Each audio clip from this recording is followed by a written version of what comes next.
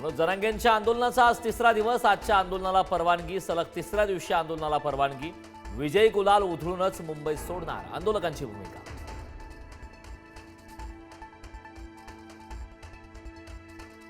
मराठा आरक्षण उपसमितीच्या बैठकीला सुरुवात. राधाकृष्ण विखे पाटलांच्या उपस्थितीत बैठक सुरू. मराठा समाजाच्या मागण्यांवर तोडगा निघणार का याकडे लक्ष.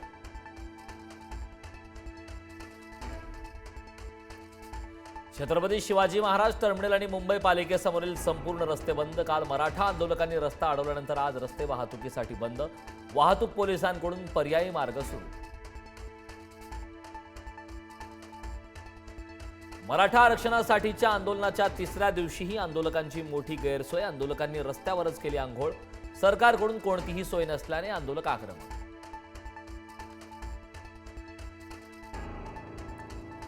मनोज जरांगेंच्या सुरक्षेचा प्रश्न ऐरणीवर. मध्यरात्री एका व्यक्तीकडून जरांगेंचा व्हिडिओ काढण्याचा प्रयत्न. आंदोलनस्थळी पोलीस नसल्याने जरांगे भडकले.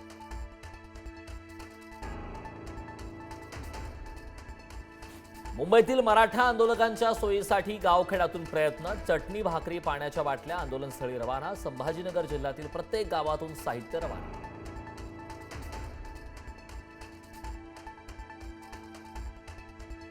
मुंबईहून परतणाऱ्या आंदोलकांनी समृद्धी महामार्ग अडवला. वैजापूर तालुक्यातील जांबरगाव टोलनाक्यावरील घटना. फास्टॅगमधून पैसे वजा झाल्याने टोलनाक्यावर आंदोलकांचा संताप.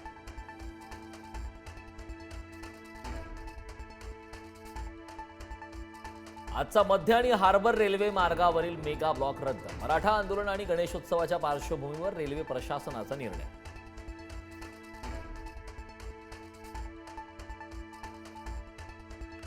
उपमुख्यमंत्री एकनाथ शिंदे 2 दिवस दरेगावच्या दौऱ्यावर. रात्री उशिरा शिंदे दरेगावी दाखल. सरकारचं शिष्टमंडळ आज जरांगेंच्या भेटीला जाणार असताना शिंदे दरेगावी गेल्याने चर्चांना उधाण.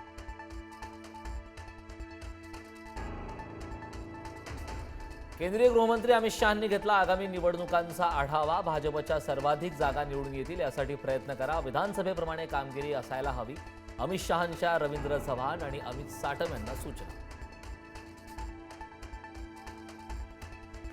कोरेगाव भीमा आयोगाची उद्धव ठाकरेंना नोटीस. शरद पवारांनी पाठवलेलं पत्र सादर करण्याच्या सूचना. उद्धव ठाकरे मुख्यमंत्री असताना पवारांनी कोरेगाव भीमा दंगलीबाबत दिलं होतं पत्र.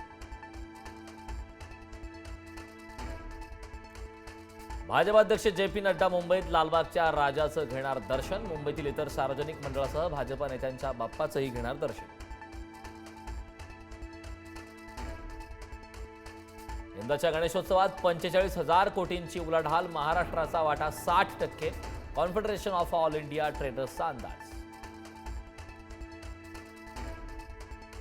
जालन्याच्या जाफराबाद तालुक्यात वादळी वाऱ्यासह मुसळधार पाऊस. पावसामुळे शेतातील ऊस आडवा. नुकसानग्रस्त शेतकऱ्यांकडून तत्काळ पंचनाम्याची मागणी. बुलढाणा जिल्ह्यात पावसाची संततधार. पने टाकळी प्रकल्प ओसंडून 7 वक्र दरवाजे 20 सेंटीमीटरने उघडले. प्रशासनाकडून नदीकाठच्या गावांना सतर्कतेचा इशारा. कल्याण पश्चिम मधील गांधारी परिसरातील रॉयस गॅलेक्सी इमारतीची लिफ्ट 6व्या मजल्यावरून कोसळून अपघात. 4 जण गंभीर जखमी. दोघांच्या पायाला गंभीर दुखापत. लिफ्ट नादुरुस्त असल्याची माहिती. बेकायदेशीरपणे संग्रहित गॅस सिलेंडरचा स्फोट. अनेक दुकानांना भीषण आग. बेळगावातील बदामी येथील घटना. 2 दुकान मालकांसह 3 होमगार्ड होरपळले. रुग्णालयात उपचार सुरू.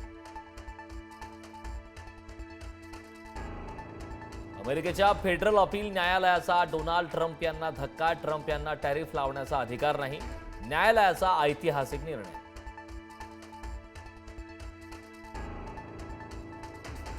मराठी अभिनेत्री प्रिया मराठेंचं निधन. कॅन्सरशी झुंज ठरली अपयशी. वयाच्या 38व्या वर्षी घेतला अखेरचा श्वास. सिनेसृष्टीवर शोककळा.